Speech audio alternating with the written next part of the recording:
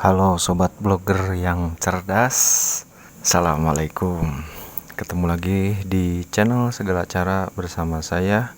Di video kali ini saya khusus membuat video ini untuk sobat subscriber yang sudah subscribe ke channel ini, dan umumnya untuk sobat sekalian yang baru mendarat di channel ini dan sedang menonton video yang sedang sobat simak.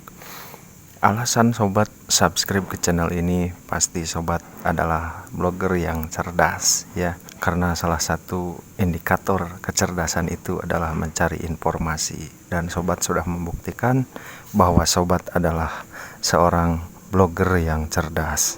Oke, di video ini materi yang akan saya bahas adalah cara agar pengunjung blog banyak.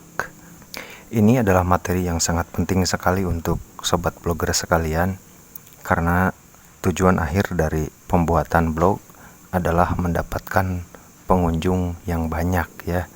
Untuk apa kita membuat blog tapi pada akhirnya hanya dapat dinikmati oleh kita sendiri? Itu karena tujuan blog kita itu adalah berbagi informasi kepada teman yang lain atau para pengguna yang ada di internet. Baiklah, untuk caranya saya akan bahas. Di sini ada 4 cara ya sebetulnya untuk menciptakan blog yang pengunjungnya banyak. Yang pertama, tentu saja ini harus dimulai dari awal, karena kita bisa membuat blog yang banyak pengunjung itu dimulai dari rancangan ataupun dari konsep di awal. Jadi kalau kita sudah merancang blog kita dari awal dengan benar, maka nanti value-nya atau nilainya adalah pengunjung yang banyak. Oke, yang pertama, sebelum membuat blog kita harus hunting dulu topik blog yang volume penelusurannya banyak, tapi persaingannya menengah ke bawah. Nah, ini adalah salah satu cara untuk mempermudah kita muncul di penelusuran Google. Kenapa topik blog yang volume penelusurannya banyak tapi persaingannya menengah ke bawah itu lebih mudah untuk muncul? Karena di indeks Google itu masih sedikit sekali informasi yang diindeksnya, sehingga besar peluang untuk kita muncul di halaman pertama ya.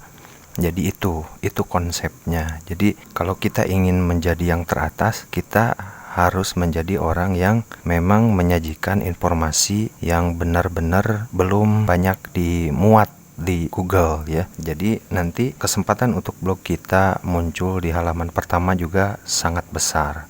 Lalu bagaimana cara untuk melakukannya?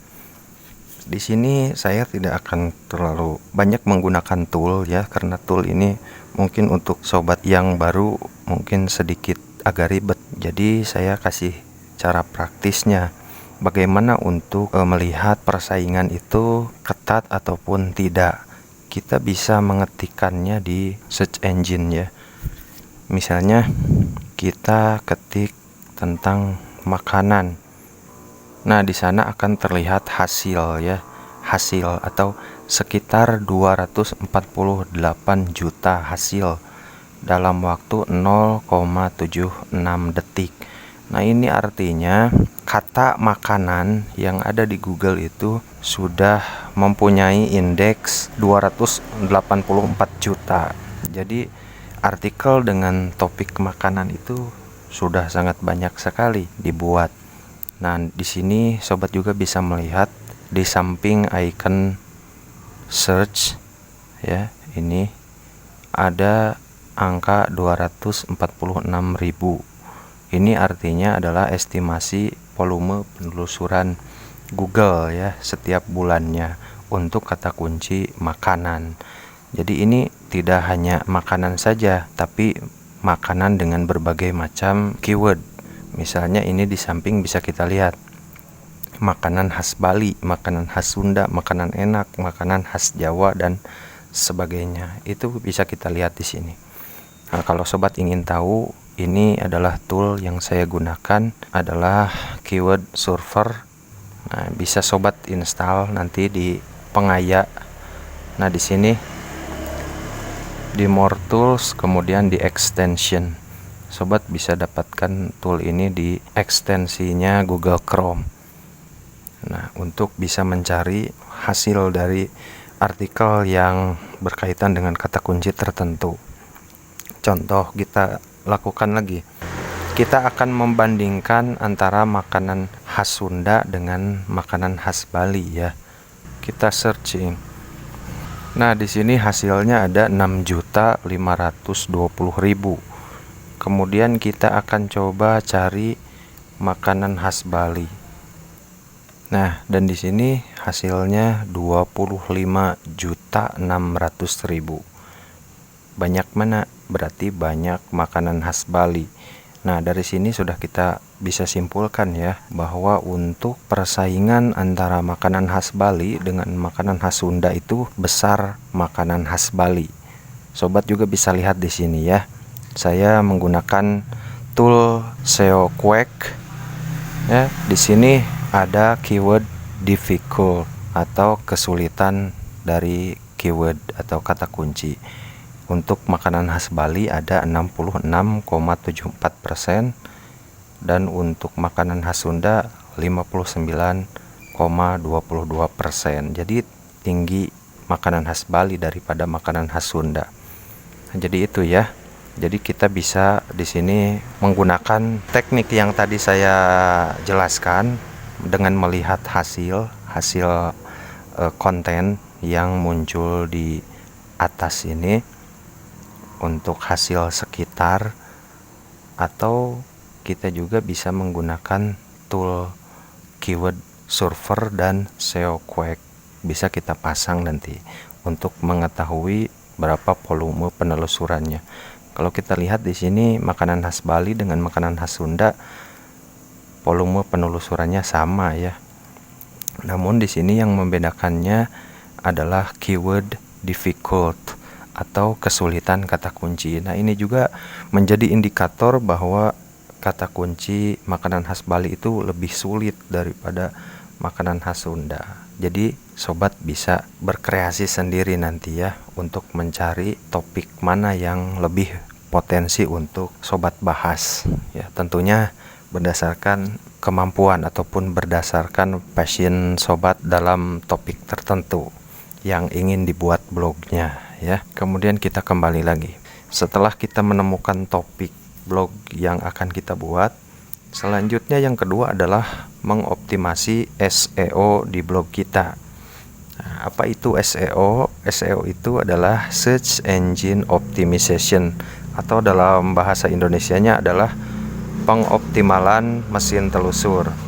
SEO itu sangat besar sekali manfaatnya, khususnya untuk sobat yang ingin muncul di penelusuran Google ya. Kalau ingin artikel kita atau blog kita muncul di penelusuran Google, tentunya SEO di blog kita itu harus dioptimalkan ya, agar nanti blog kita berpeluang besar muncul di hasil penelusuran. Nah, dari mana saja yang harus kita lakukan? Yang pertama, setelah topik blog kita dapat, selanjutnya adalah kita memberikan nama blog dan alamatnya ya. Tentunya yang SEO juga bagaimana memberikan nama blog dan alamat yang SEO itu. Nah, kita terapkan tadi ke kata kunci ini, makanan ya. Nah, kita bisa membuat nama blog yang menggunakan kata makanan. Tentu saja itu nanti akan menjadikan blog kita lebih optimal ya dari sisi SEO. Kenapa? Karena di URL atau di alamat yang kita gunakan untuk blog kita sudah mencantumkan spesifikasi dari blog kita. Artinya Google nanti akan mengetahui dari URL kita bahwa blog kita itu topiknya tentang A misalnya ya, atau B misalnya. Nah, jadi seperti itu. Itu untuk optimasi nama blog dan alamatnya. Selalu gunakan alamat yang sama dengan namanya. Itu kalau saya ya. Tidak tahu kalau rekan-rekan blogger yang lain.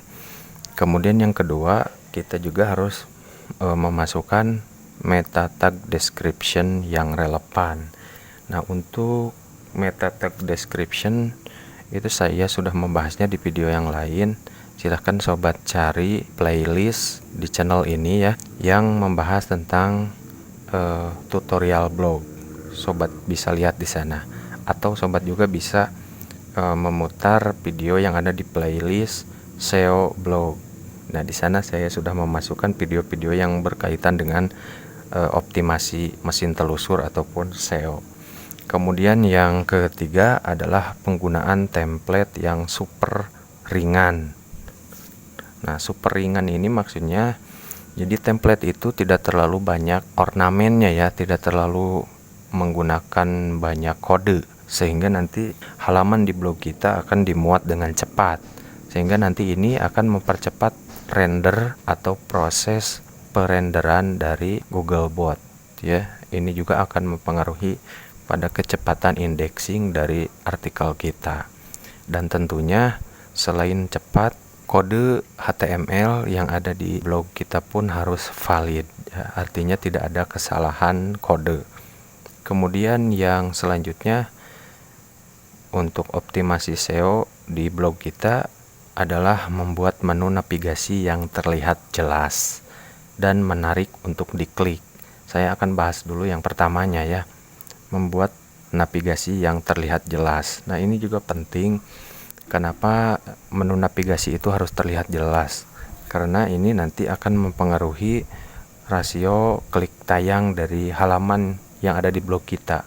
Kalau navigasi yang ada di blog kita tersembunyi atau misalnya tidak dapat dilihat dengan baik, posisinya kurang strategis, nanti pengunjung akan melewatkannya begitu saja.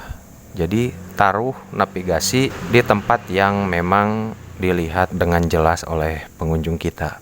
Kemudian untuk hal yang menarik untuk diklik adalah menggunakan kata ya di menu atau di navigasi blog kita itu yang tidak umum. Jadi kalau misalnya biasanya orang itu banyak menggunakan kata yang umum, postingan populer misalnya ya.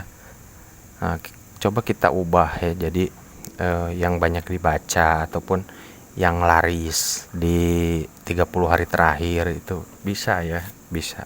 Asal masih maksudnya sama ke sana.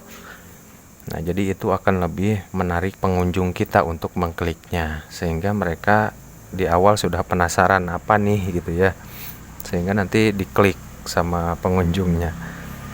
Nah, jadi gunakan kata yang tidak biasa di menu navigasi.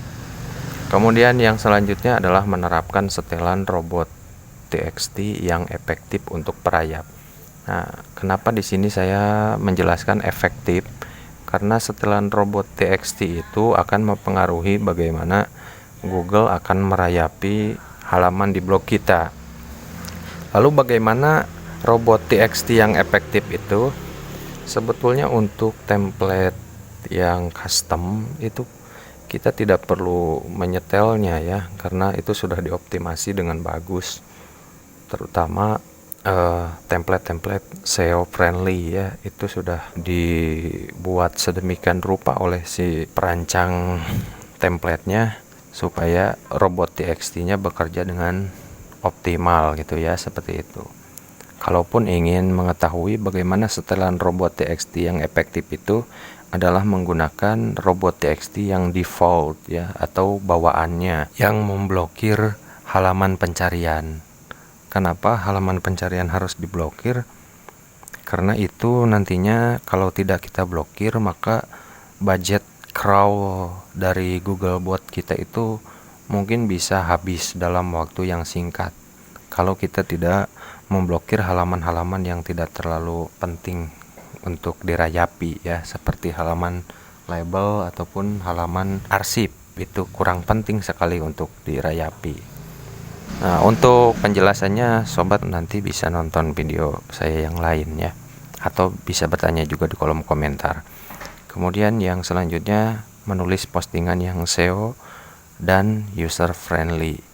Untuk Google sebetulnya SEO ini untuk yang sekarang ya, itu sebetulnya dikembalikan lagi pada pengunjung kita. Pengunjung kita itu ketika masuk di blog tentunya akan memperlihatkan perilaku.